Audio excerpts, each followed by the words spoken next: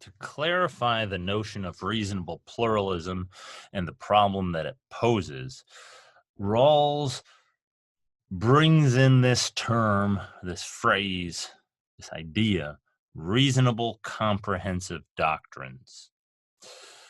This is going to be part of how he articulates what exactly reasonable pluralism is. Reasonable pluralism, it's a multitude of reasonable comprehensive doctrines. So let's focus on what exactly a reasonable comprehensive doctrine is. So first, just to give us an idea of the kind of thing he's talking about, according to Rawls, there are going to be many, many, many reasonable comprehensive doctrines, and they're going to conflict. They're not going to be consistent. You can't hold all of them or something like that. His idea seems to be that it seems like he wants to count all of the major religious traditions, all the major philosophical schools, all the major moral outlooks, all of these things kind of count as reasonable comprehensive doctrines in Rawls's view. Another way to think about it, like kind of a comprehensive doctrine, it's kind of like a general view of the world, your worldview, your perspective, your general take on things. Yeah, something like that. And there are lots of those. And yeah, they don't conflict. That's the problem of reasonable, or they do conflict. That's the problem of reasonable pluralism. But reasonable comprehensive doctrine, that's his phrase for talking about these different worldviews. Christianity, Judaism, Islam, Aristotelianism, whatever else you like, whatever comprehensive worldview, secular humanism, right, to get a kind of non-religious one in there. All of these would be reasonable comprehensive doctrines, or at least certain interpretations of them. Rawls is going to want to say there are unreasonable comprehensive doctrines as well. There are unreasonable kinds of Christianity, unreasonable kinds of Judaism, Islam, Aristotelian, whatever else you like, right? There are unreasonable varieties of these things too. We'll talk about that a little bit later. All right, now. Okay, so there are many reasonable comprehensive doctrines. What exactly is a comprehensive doctrine? I mean, we have a general idea of what it is. Now it's like these general outlooks on things. Rawls gets more specific. He says there are three features of reasonable comprehensive doctrines. First, reasonable comprehensive doctrine is going to be an exercise of theoretical reason. What he means by that is that it's going to be these reasonable comprehensive doctrines are kind of systematic, complete accounts of the world and human beings and everything in between, everything related to those things. They're kind of complete, systematic accounts of what there is and how those things are related. Something like that, right? And so if you take something like Christianity, it's an exercise of theoretical reason in the sense that it says that God exists. It gives an account of, or at least, an account of what God is, all this stuff about the Trinity, how God is related to human beings, how God is related to the world, right? God created the world, is providential over it. God wants our happiness, wants to be united with us, and so on, right? And then everything else too, right? There's a lot more that goes into it than just that, right? But it's an account of how things in the most general sense of things work. That's it's being an exercise of theoretical reason. Yeah, something like that. Secular humanism would also be a exercise of theoretical reason. It's an account of what there is and of how it all works and of how we can know it and of, human beings' place inside of it all, right? Exercise of theoretical reason. Reasonable comprehensive doctrines are also exercises of practical reason. And what Rawls means by that is that these general worldviews, these reasonable comprehensive doctrines, which are exercises of theoretical reason, they also contain accounts of value right? What things are valuable?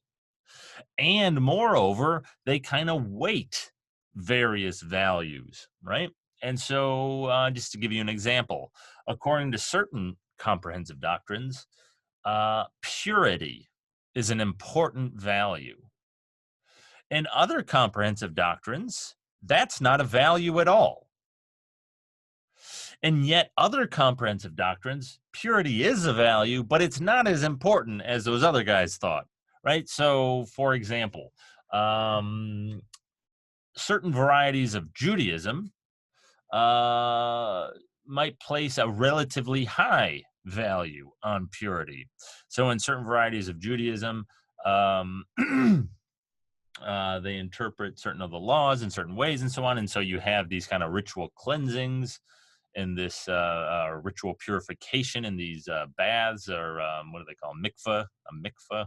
So, I think that, and so, you know, in a branch of Judaism, according to which those kinds of things are important, which you need to regularly, or at least in certain circumstances, ritually cleanse yourself, right? The idea might be purity is given you know, it's not like the most important thing within those kinds of branches of Judaism, but it's an important value. By contrast, in say, I don't know, certain varieties of Christianity, purity is still a value. It's still something that they might think about or talk about. Oh yeah, and you want to be, you know, make sure you're pure or whatever, right? But it's not going to be so central to how they think about things, to how to what their religious practice looks like. They don't regularly immerse themselves in water. Maybe they do that once when they're baptized, and that's it. Um, right? And so in like this kind of Christianity we're considering now, it's less important. In certain varieties of Christianity, it might be slightly more important, right? Because in certain varieties, so Catholicism, for example, there's this stuff with the holy water, which is kind of tied up with baptism and cleansing. And so, okay, fine. And so you get kind of gradations of things, right? And so different comprehensive doctrines assign kind of different weights to the values. And then other comprehensive doctrines, say, I don't know, secular humanism, just to use an example, almost no weight at all is placed on purity. Purity is not a value at all, say. Or Aristotelianism. Aristotle never talks about purity. That's not a thing he cares about, right? And so purity is just not even a value for Aristotelianism or secular humanism. Whereas it's like a kind of important. It's a value, but not that important in certain branches of Christianity. Other branches, it's more important. And then in certain branches of Judaism, maybe it's really important, and so on, right? That's the sense in which comprehensive doctrines are exercises of practical reason. They tell you what values there are, what things are important. Is purity important, for example? And moreover, they kind of weight those values.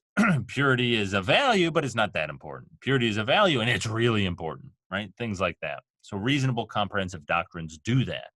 And they differ over this, right? They differ over the kind of theoretical implications. Does God exist? Doesn't he? Does God, or whatever, and so on. What exactly is the nature of God? So even among, right, go back to number one there, exercise of theoretical reason, Christians are going to disagree, or they're going to agree and disagree with, say, Muslims about the nature of God, about the nature of theory along this first score, and exercise of theoretical reason. So Christians are going to want to say that God is triune, whereas Muslims deny that, right? So they both agree that God exists, but then they disagree about the precise nature of God, things like that, right? And so, they both are, so that they're both exercises of theoretical reason, but then they differ. Likewise, exercises of practical reason, but these comprehensive doctrines differ on what really is a value and what weight we should put on those values. Lastly, what Rawls states is that reasonable comprehensive doctrines tend to belong to, or at the very least draw upon, traditions of thought and doctrine, and they evolve slowly. This is particularly clear in the case of your major religions, right? There's a tradition of thought and doctrine, and certain thoughts and doctrines have developed over time. And you have people down to today still working within these traditions of thought and doctrine, still perhaps pushing the boundaries, or that's maybe not the right phrase. They're still developing the tradition of thought and doctrine. And so these kind of comprehensive doctrines, they tend to be these general outlooks, right? That people inherit, that people have been developing for decades, centuries, millennia. Yeah. Depending on what exactly it is. And what these traditions give us are kind of systematic views of the world, and then also guidance about how we're supposed to behave, right? They're a systematic view of the world, they're an exercise of theoretical reason, but then they also give us guidance as to what's important and what we should pursue and what we should avoid, how we should behave. They're exercises of practical reason. Those are reasonable comprehensive doctrines. And so the problem of reasonable pluralism is that within our society, there are many of these reasonable comprehensive doctrines that conflict, and there is no shared basis for adjudicating these differences. In particular, what I mean by that, there's no shared basis for determining which of these reasonable comprehensive doctrines is true. Rawls is not saying, well, just pick whatever you like. They're all true, or none of them are true, or he's not saying that. Rawls would likely say, yeah, one of these is probably the true one. But the problem is we don't have, so us as a society, there's no shared basis we have for determining which one is true. Because everybody, all adherents to reasonable comprehensive doctrines, tend to think that their own comprehensive doctrine is the true one, and there's no shared basis. But so let's say I'm a secular humanist, whatever. I don't know, just pick one for the sake of it. And I've got my reasonable comprehensive doctrine. I think it's true. And let's say you are a devout Muslim, just to pick another comprehensive doctrine. What Rawls's idea is that there's no shared basis within society by which I can rationally convince you that secular humanism, my comprehensive doctrine, say, is true, and that your comprehensive doctrine, Islam, is false. There's no shared basis for doing that. I can't show you which comprehensive, no one can show anybody which of these comprehensive doctrines is true on the basis of standards shared by everybody. Right? According to Islam's own standards, sure, fine, Islam is true.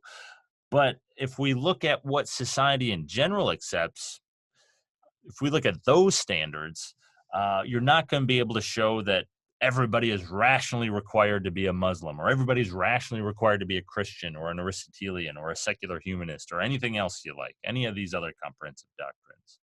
And so that's the problem of reasonable pluralism. We have all these reasonable doctrines, and there seems to be no way of adjudicating which one is true. And so we kind of just have to be left with all these reasonable comprehensive doctrines. Someone like Aristotle will want to say, well, what we need to do is find the true one and then use that to base society around. Rawls is saying that's not going to work because there's no basis for determining which of these is true, no shared basis for determining which of these comprehensive doctrines is true.